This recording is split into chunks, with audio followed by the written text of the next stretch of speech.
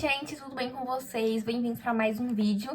No vídeo de hoje a gente vai conversar sobre O Médico e o Monstro, ou O Estranho Caso do Dr. Jekyll e Mr. Hyde, do Robert Louis Stevenson. Clássico do horror, este livro foi precursor em muitas coisas das quais nós temos hoje. Muitos personagens, como o Duas Caras, vários desenhos, várias coisas no nosso cotidiano, na nossa cultura pop, né, na nossa cultura de cinema, literária, partiram daqui. E hoje a gente vai conversar sobre este livro que não é à toa teve o seu grande sucesso. Bom, este livro, originalmente, ele foi criado com fins comerciais. O agente do Robert Louis Stevenson chegou para ele lá e pediu que ele publicasse uma história horripilante com fins comerciais para o Natal de 1885. Porque naquela época, este período, ele era associado a histórias sobrenaturais e horripilantes, como um conto de Natal do Charles Dickens, que foi publicado neste período, se eu não me engano, no mesmo ano, agora bateu essa dúvida aí. Porém, a publicação deste livrinho aqui foi adiada para o ano seguinte, em janeiro. Então, ele foi escrito em 1885 e publicado em janeiro de 1886. Mas, enfim, falando um pouquinho sobre o intuito deste vídeo, esse vídeo ele vai estar dividido em duas partes. Na primeira, a gente vai conversar aqui sem spoilers, e na segunda parte, eu vou conversar com spoilers, e aí essa segunda parte do vídeo vai ser dedicada para quem leu, né? Ou se você, né, vai por sua conta e risco aí assistir. Mas não se preocupem, porque eu vou avisar na hora que eu for começar a falar dos spoilers, tá? Então, é isso. E por que eu estou avisando isto? Porque esse livro aqui, ele é um daqueles clássicos que quanto menos você souber sobre ele, melhor. Quanto menos no sentido do plot em si, sabe? Do grande acontecimento, da grande questão que envolve este livro. Eu fui já sabendo sobre essa questão e assim, eu falo pra vocês, se eu não soubesse, eu acho que eu teria uma experiência de leitura muito melhor. Não que a minha experiência tenha sido ruim, mas eu acho que ela teria sido melhor sobre essa questão de ir tentando descobrir o que está acontecendo no decorrer da história. Mas, enfim, sobre essa edição aqui da Penguin e Companhia, se você não sabe este ponto-chave da história, não leia a introdução e o prefácio. Deixe para ler depois de ler a história, tá bom? Não leia antes, porque, tanto na introdução quanto no prefácio, os autores entregam aqui o ponto-chave do livro.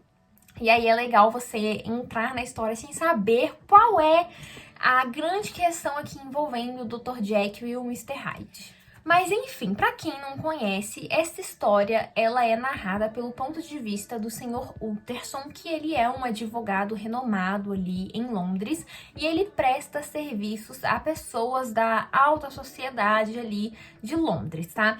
E ele um dia ali vai estar andando com um amigo, vai estar fazendo uma caminhada que ele geralmente faz, até que eles passam perto de uma porta e este amigo olha para a porta e pergunta ao Sr. Utterson se ele já reparou naquela porta. E o Sr. Utterson diz que sim, e este amigo vai contar que aquela porta ela está ligada a um acontecimento tanto quanto estranho que ele presenciou. E aí ele vai contar sobre este acontecimento ao Sr. Utterson, que um dia ele estava ali andando em Londres, e aí ele visualizou uma cena que de um lado vinha uma garotinha meio que correndo, e de um outro um homem baixinho com uma aparência meio estranha. E aí esses dois eles vão acabar se esbarrando, se cruzando, a menina vai cair, e este homem ele vai ter uma das reações mais bizarras e que vai levar este amigo do Sr. Utterson ao espanto. Ele simplesmente irá começar a pisotear essa criança como se ela não fosse nada. E é bem bizarro. E aí esse amigo, né, fica aterrorizado com aquela situação e começa a intervir. E aí algumas pessoas, né, se unem ao redor. Só que este homem, né, que é o agressor, não queria que este acontecimento viesse a público, que não tivesse um grande bafafá. E aí ele pergunta ali quanto que aquelas pessoas querem pra, né, aquilo ali ficar só entre eles e morrer ali. E aí as pessoas que estão ali decidem, né, por uma quantia que este homem vai ter que dar aos pais da criança que ele estava agredindo. E aí este amigo do senhor Utterson, mais um policial, irão acompanhar este senhor até esta porta. E aí esse cara vai entrar nessa casa e vai voltar com um cheque assinado por uma pessoa bem ilustre nessa sociedade londrina, uma pessoa bem estimada e que o senhor Utterson conhece, que nada mais, nada menos o Dr. Jekyll. Então, vai todo mundo meio achar estranho, né, que este ser aí, essa pessoa completamente abominável tenha agredido uma criança e voltado com um cheque em nome de uma pessoa bem ilustre ali. E aí esse acontecimento também vai chamar a atenção do Sr. Utterson, e aí ele pergunta se o amigo dele, por um acaso, lembra o nome da pessoa que, né, cometeu essa atrocidade. E ele diz que lembra sim, que o nome era Sr. Hyde. E aí o Utterson vai ficar meio intrigado com isso, com essa questão do cheque, porque o Sr. Utterson ele é um grande amigo do Dr. Jekyll e vai ficar meio sem entender o porquê disso, porque o Dr. Jackson está ligado com este homem abominável e vai começar a investigar quem é esse Sr. Hyde. Porque, né, ele conhece o amigo e vai ficar meio curioso com essa situação aí. E aí ele vai dar uma de Sherlock Holmes aí e vai tentar descobrir quem é esta pessoa que meio que surgiu do nada, que não conhece ninguém, ninguém o conhece. E a única ligação que eles têm ali em comum é o Dr. Jekyll. E aí, pensando nessa questão da investigação, esse livro ele vai ter um mistério, um caso a ser resolvido, mas ele não é uma história de detetive, tá? E eu tô comentando isso porque durante a narrativa a gente vê claras referências aos contos do Edgar Allan Poe que envolvem o Auguste Dupin, que é o seu detetive, principalmente aos assassinatos da Rua Morgue. Então, se você já leu os assassinatos na Rua Morgue, você vai pegar essas referências aqui. Então, a gente vai ter aqui uma investigação, a gente vai ter um mistério, e esse mistério ele vai contribuir muito para que a gente se prenda à história. Igual como eu disse, eu já sabia do grande plot, da grande revelação, mas eu queria saber o porquê. Então, esse mistério, essa investigação faz com que a gente continue na história. Enfim, isso era o que eu tinha pra comentar sem spoilers, tá? E, gente, assim, né, pra quem ainda não sabe da grande questão, este livro, ele é uma narrativa muito incrível. Se você curte esses livros de mistério, que tem uma coisa a ser desvendada, se você assistia muito Scooby-Doo e gostava muito daquele processo de investigação, chegar ao final e saber quem é que estava por trás da máscara, você vai gostar demais desse livro, e fora que ele é bem curtinho. Esta edição aqui da Penguin, ela tem mais ou menos cerca de 150 páginas, sendo que 100 páginas são do romance em si, e o restante é de material extra, então essa edição aqui também tá bem bacana, tá? Mas é aquilo que eu comentei, se você não sabe nada sobre o livro, não sabe qual é a grande questão envolvendo o Sr. Hyde e o Dr. Jekyll, não lê esses extras, tá? Pula, porque eles estão aqui bem no começo, vai direto pro romance e depois você retorna, tá? Eu meio que fiz isso, mas eu li a introdução, que é o primeiro textinho, e aí quando você vai ler o prefácio, o próprio autor diz isso, se você não sabe nada, volte aqui depois, vai lá ler o romance. Então assim, se ele falou, eu segui e fui ler o romance, e eu tive uma bela de uma surpresa, porque como eu comentei, né? Umas coisas eu sabia, mas outras não. E eu queria entender o porquê daquelas coisas, o porquê do surgimento do Sr. Hyde, quem é o Dr. Jackson, Jekyll, Jackson, não sei de onde que tirei isso. Mas enfim, né? Então, esse querer entender os acontecimentos por trás é que me fez continuar na história.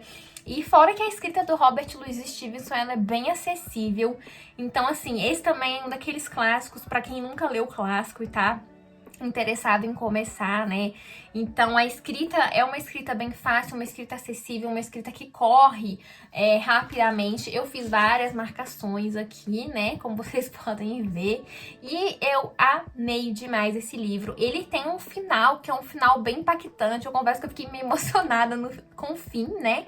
É um final meio triste, talvez, mas também aterrorizante, assim, quando as coisas se encaminham para aquele grande clímax, aquele grande acontecimento final.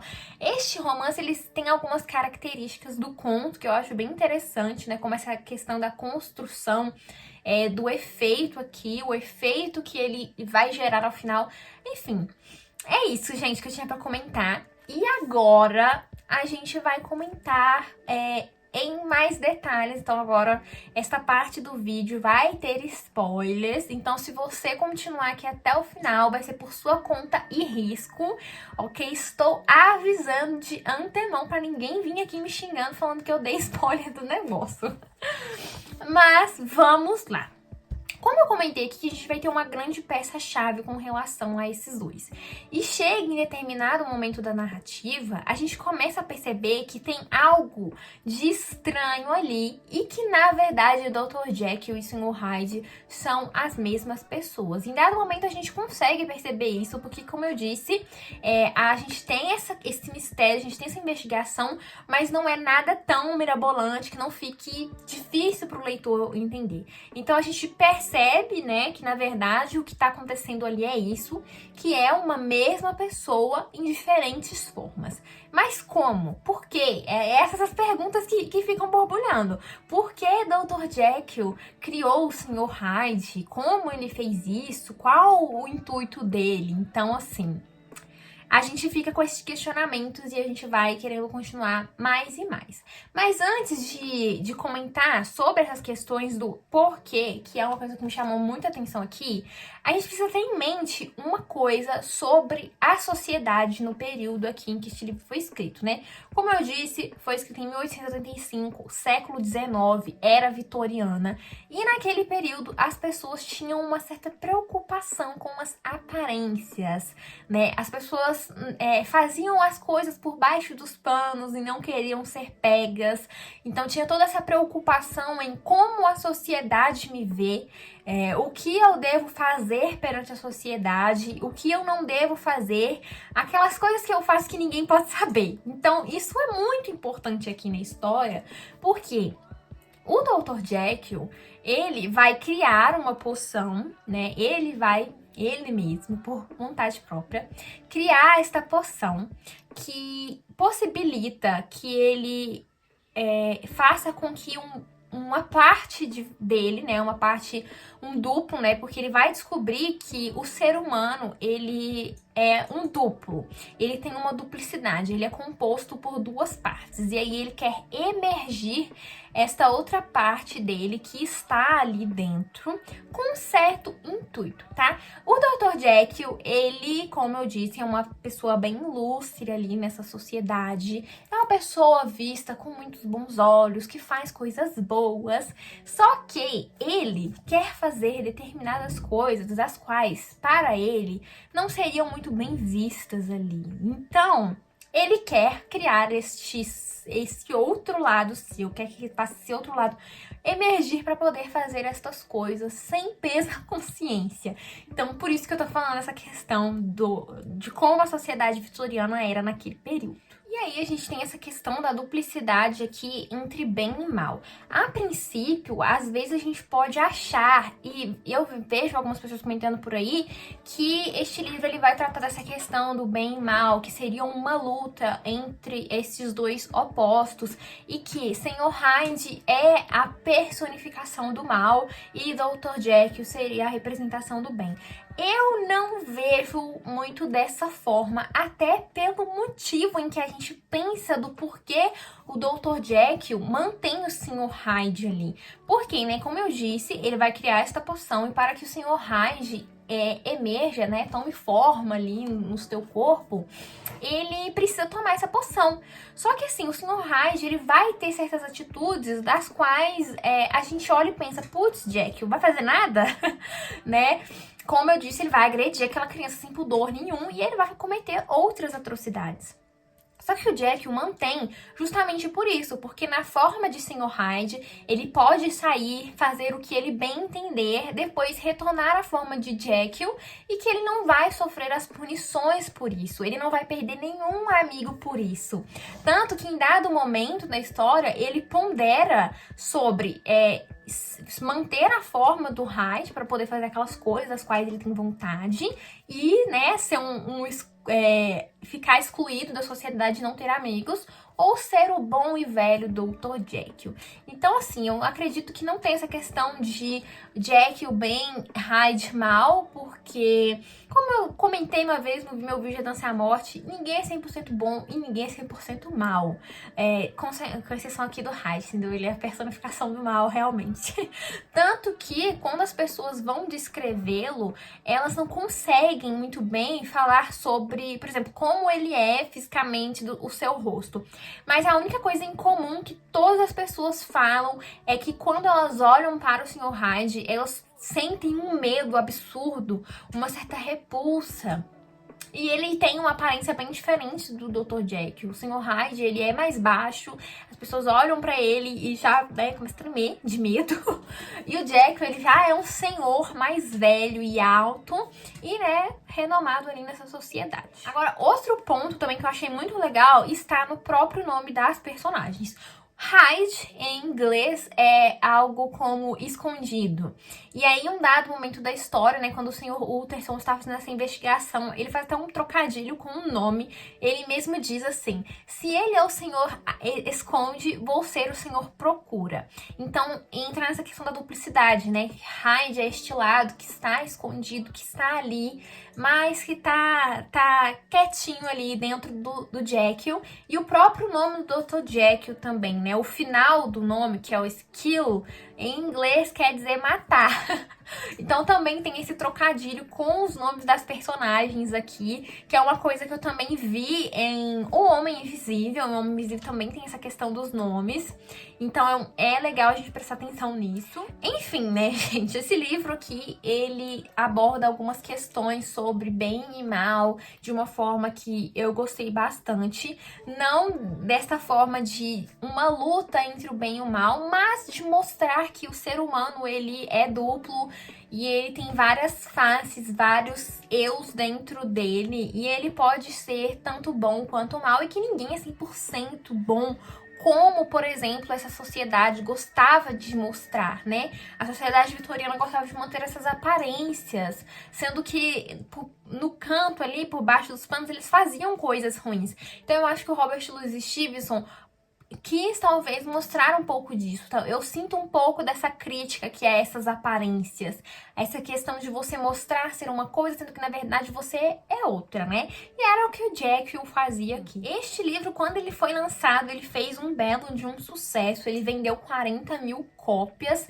em seus 6 primeiros meses, ou no primeiro mês, algo do tipo. Pra gente hoje pode parecer pouco, mas para aquele período isso é muito significativo, porque no século XIX a gente tem a formação da imprensa, Então o livro em si, ele começa a surgir, o leitor está se formando, então 40 mil cópias é algo bem significativo para o ano de 1886. E a outra questão aqui é que ele fez tanto sucesso que aos 35 anos, Robert Louis Stevenson se tornou independente, porque até então ele vivia a dependência de seu pai, e aí com a publicação deste livro aqui, ele pôde usufruir de sua independência finalmente aos 35 anos. Olha pra você que curiosidade interessante sobre O Médico e o Monstro. Mas é isso, pessoal, que eu tinha pra comentar com vocês sobre esta obra. Eu gostei demais de ler esse livro. Fiquei me perguntando por que eu não tinha lido ele ainda. É uma história bem curta e é uma história muito bem desenvolvida. As questões aqui abordadas, elas são muito bem descritas. O mistério, apesar deste livro não ser um de detetive, não ser necessariamente esse foco, o mistério contribui para que a narrativa se torne mais envolvente, porque a gente quer, como eu disse, entender o porquê desta criação do Sr. Hyde, como as coisas aconteceram. Então é bem legal quando essas coisas são expostas, né? Como eu disse, a gente começa com essa narração a partir do Sr. Utterson e ao final a gente vai ter uma grande revelação por meio de 2 cartas, uma do próprio Jekyll explicando o que aconteceu, os seus motivos, como ele fez aquilo. Então foi uma obra bem legal de se ler, eu gostei demais e é um livro que dá pra ler assim em horas. Eu só não li em horas porque eu tava assim lendo várias outras coisas aqui, mas ele dá tranquilamente pra ler assim rapidinho, é um daqueles livros pra se ler em um dia ou menos, né? Se tiver de boa, em uma sentada você arremata ele. Bom, pessoal, era isso que eu tinha pra conversar com vocês. Espero que vocês tenham gostado, né, do meu vídeo. Comenta aqui pra mim se você já leu esse livro, se você tem interesse, se você sabia, né, o grande plot final, o que você acha, né, dessa questão do Sr. Hyde, do Dr. Jekyll. Quais as referências você já viu por aí? Tem uma bem famosa do Piu Piu, que ele toma uma poção e vira um monstro. E se você vê o nome daquela poção, você vê claramente a referência aqui. E se você ainda não é inscrito neste canal, você tá esperando o quê? Clica aqui no inscrever-se e ativa o sininho para receber notificação quando eu postar algo novo. Os links das minhas redes sociais estão sempre aqui no box de descrição. E lembrando que eu tenho um link de afiliada na Amazon, se você quiser comprar qualquer coisa por ele. É uma forma de ajudar aqui o canal. E você não gasta nada além do que você já vai gastar com as suas compras. Então é isso, pessoal. Beijos e até o próximo vídeo.